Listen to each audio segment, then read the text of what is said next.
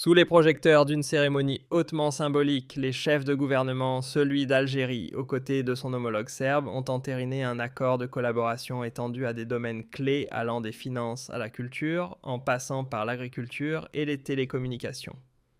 Bien plus qu'un simple protocole, cet engagement met en lumière des liens anciens solidement ancrés et une ambition partagée, bâtir une alliance stratégique tournée vers des secteurs essentiels au bénéfice direct des deux nations. Dans la foulée, le Premier ministre a insisté sur l'urgence d'intensifier les échanges économiques et de multiplier les projets communs à forte valeur ajoutée. Il a notamment mis en avant les transformations économiques impulsées par le président de la République, qui ont contribué à rendre l'environnement des affaires plus favorable. Grâce à un cadre juridique rassurant et à des mesures incitatives attractives, l'Algérie s'affirme désormais comme une destination crédible et séduisante pour les investisseurs en quête d'opportunités solides. Dans un contexte international de plus en plus instable, le chef du gouvernement algérien a mis en avant l'alignement remarquable entre Alger et Belgrade sur une question devenue cruciale, la défense des règles du droit international et de la légitimité mondiale, aujourd'hui fragilisée par la multiplication des tensions et l'aggravation des crises économiques et humanitaires. Il a tenu à rappeler avec insistance que l'Algérie ne dévie pas de sa ligne de conduite, restant attachée au soutien des causes jugées équitables et à la recherche de solutions pacifiques aux différends. Face à un environnement géopolitique sous pression, il a plaidé pour une mobilisation collective et une meilleure synchronisation des initiatives, aussi bien entre partenaires bilatéraux que sur la scène internationale, afin de renforcer les efforts globaux et en faveur de la paix, de la stabilité et du progrès. Dans cette dynamique, il a également souligné l'importance d'une parole ferme, défendant la souveraineté des nations et rejetant toute forme d'ingérence dans leurs affaires internes. Dans ce paysage régional déjà sous tension, le secteur énergétique offre un contraste presque brutal. Ces derniers jours, les Marocains ont été ramenés à une réalité que l'on croyait révolue, le recours au bois et au charbon, conséquence directe d'une crise énergétique qui s'enlise. Des rapports font état d'une diminution notable des livraisons de gaz en provenance d'Espagne, allant jusqu'à une interruption de plusieurs jours, aggravant encore une situation déjà fragile. Acculées, les autorités de Rabat ont dû intensifier l'usage des centrales à charbon pour couvrir une part significative de la demande en électricité, révélant au grand jour la vulnérabilité structurelle du système énergétique national. Ce retour en arrière souligne avec force les obstacles persistants auxquels le royaume se heurte pour garantir des sources d'énergie à la fois fiables et durables. Cette fragilité trouve en réalité ses racines dans une décision antérieure majeure, la fermeture en 2021 du gazoduc Maghreb-Europe consécutive au choix de l'Algérie de ne pas prolonger l'accord privant, ainsi le Maroc de son principal approvisionnement gazier. Cet épisode a mis en évidence sans détour l'ampleur de la dépendance de Rabat vis-à-vis du gaz algérien pendant des décennies.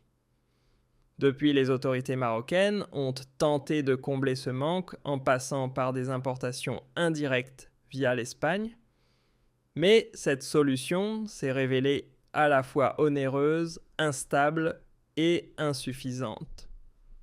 Même le recours au flux inversé dans les anciens pipelines n'a fait qu'ajouter de la complexité sans traiter le problème de fond, exposant davantage le pays aux aléas des marchés extérieurs et aux coûts supplémentaires liés au transport et à la transformation du gaz. Résultat, face à un déficit énergétique croissant, le royaume se voit contraint de renouer avec des solutions dépassées et fortement polluantes simplement pour répondre aux besoins immédiats de sa consommation intérieure. À bien y regarder, le paysage nord-africain actuel dessine deux trajectoires qui s'éloignent de plus en plus l'une de l'autre. D'un côté, une Algérie qui avance avec méthode en consolidant ses alliances stratégiques. De l'autre, un Maroc enlisé dans une crise profonde dont l'énergie constitue le point le plus sensible. Le rapprochement entre Alger et Belgrade, récemment matérialisé par un accord, couvrant plusieurs secteurs, dépasse largement le simple geste diplomatique opportun. Il s'inscrit dans une logique bien plus vaste, élargir le réseau de partenaires, tout en attirant des capitaux étrangers à forte valeur ajoutée. Derrière cette dynamique se profile une stratégie nourrie par des réformes économiques ambitieuses, visant à positionner l'Algérie comme un centre d'attraction majeur soutenu par une stabilité institutionnelle assumée et une vision affirmée de la souveraineté. Par ailleurs, l'alignement des positions entre les deux pays sur le respect du droit international et du principe d'autodétermination illustre une cohérence diplomatique notable, contrastant avec les hésitations et les incohérences perceptibles ailleurs dans la région. À rebours de cette trajectoire structurée, l'exemple marocain apparaît comme un signal d'alerte particulièrement révélateur. Une dépendance énergétique mal anticipée combinée à une gestion parfois improvisée expose aujourd'hui le royaume à une situation délicate. Contraint de se tourner à nouveau vers des solutions d'un autre âge telles que le charbon ou même le bois pour pallier les défaillances de sa politique gazière, le Maroc met en lumière les limites d'un modèle économique longtemps maintenu par des équilibres fragiles. Cette réalité, loin d'être anodine, souligne une vulnérabilité profonde. Le tournant décisif remonte à 2021 avec l'arrêt du gazoduc Maghreb-Europe, une rupture qui a agi comme un révélateur brutal. Cet événement a mis à nu l'ampleur de la dépendance historique du pays envers le gaz algérien, tout en exposant l'incapacité persistante de Rabat à mettre en place une diversification énergétique durable et crédible. En cherchant des solutions de contournement, Rabat a multiplié les importations indirectes via l'Espagne, mais ces dispositifs se sont vite révélés aussi fragiles que coûteux, incapables d'assurer durablement les besoins essentiels. Cette situation ne relève pas d'un simple accident conjoncturel, elle trahit un déséquilibre plus profond, celui d'un système où l'affichage politique prend souvent le pas sur une véritable vision stratégique. L'absence d'accords d'approvisionnement directs, stables et sécurisés met en lumière une impasse diplomatique dont les effets se font immédiatement sentir aussi bien sur le pouvoir d'achat des ménages que sur la performance de l'appareil industriel. Pendant que le reste du monde accélère sa transition énergétique, le Maroc, lui, se voit contraint de faire marche arrière en réactivant massivement le charbon au prix d'un recul environnemental évident et d'une dépendance accrue envers des marchés instables et des partenaires exigeants. Ce contraste saisissant où l'urgence énergétique prend le dessus sur les engagements de durabilité révèle les limites d'une stratégie énergétique défaillante. Plus inquiétant encore, cette dérive fragilise les bases mêmes de l'économie nationale, tant l'énergie demeure un pilier incontournable du développement industriel et de la croissance inclusive. Si cette crise devait se prolonger alimentée par un manque de transparence et des orientations géopolitiques contestables, elle risquerait d'ancrer durablement le pays dans une instabilité structurelle aux conséquences sociales potentiellement lourdes. Pendant ce temps, l'Algérie poursuit son chemin avec une confiance affichée. Portée par une gestion cohérente et des atouts solides, l'Algérie s'impose progressivement pendant que le Maroc, pris dans ses propres contradictions, cherche encore une sortie crédible à ses blocages énergétiques. Cette opposition met en évidence une réalité implacable, Sans une base souveraine solide et une stratégie ancrée dans le réel, aucune nation ne peut espérer s'inscrire durablement dans la stabilité, que ce soit à l'échelle régionale ou internationale. L'écart entre ces deux trajectoires ne cesse d'ailleurs de se creuser, dessinant un nouvel équilibre des influences où seul compte désormais la valorisation efficace des ressources et la robustesse des partenariats face aux secousses extérieures qui redéfinissent l'ordre mondial. Dans ce contexte, l'incapacité du Maroc à anticiper la rupture d'approvisionnement survenue en 2021 continue de peser lourdement. Cet épisode constitue encore aujourd'hui le cœur des tensions internes, révélant un manque de vision stratégique dont les conséquences se font sentir jusque dans le quotidien des citoyens.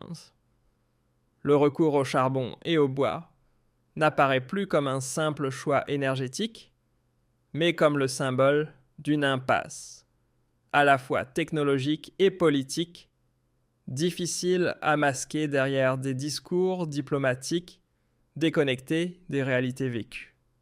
Une telle situation met en lumière l'urgence d'une refonte en profondeur de la gouvernance énergétique régionale, faute de quoi ces fragilités pourraient évoluer en crise durable et irréversible pour le royaume. Tandis que l'Algérie consolide son statut d'acteur clé de la stabilité régionale portée par ses ressources et des alliances renouvelées, un événement précis est venu bouleverser l'équilibre de son voisin, l'arrêt du gazoduc Maghreb-Europe en 2021. Ce tournant a agi comme un révélateur brutal, exposant sans détour la dépendance de longue date du Maroc envers les livraisons énergétiques algériennes, tout en mettant en évidence l'incapacité persistante de Rabat à construire une stratégie de diversification crédible et durable. Face à ce manque, les autorités marocaines ont tenté de recourir à des solutions alternatives, notamment en passant par des importations indirectes depuis l'Espagne. Mais ces dispositifs, loin d'apporter une réponse solide, se sont révélés à la fois instables, coûteux et insuffisants pour assurer la continuité des services essentiels. Cette fragilité ne peut être réduite à un simple dysfonctionnement ponctuel, elle reflète un déséquilibre plus profond, celui d'un modèle où les annonces politiques prennent souvent le pas sur une planification rigoureuse. L'incapacité à sécuriser des accords d'approvisionnement directs et fiables met en lumière une impasse sur le plan diplomatique dont les conséquences se répercutent immédiatement sur le quotidien des citoyens et sur la compétitivité du tissu industriel national. Au moment même où la planète accélère sa mutation vers des sources d'énergie plus propres, le Maroc se retrouve contraint d'emprunter le chemin inverse renouant avec le charbon au prix d'un recul écologique évident. Ce choix imposé ne fait qu'accentuer sa dépendance à des marchés internationaux instables et à des fournisseurs dictant leurs conditions à des coûts élevés.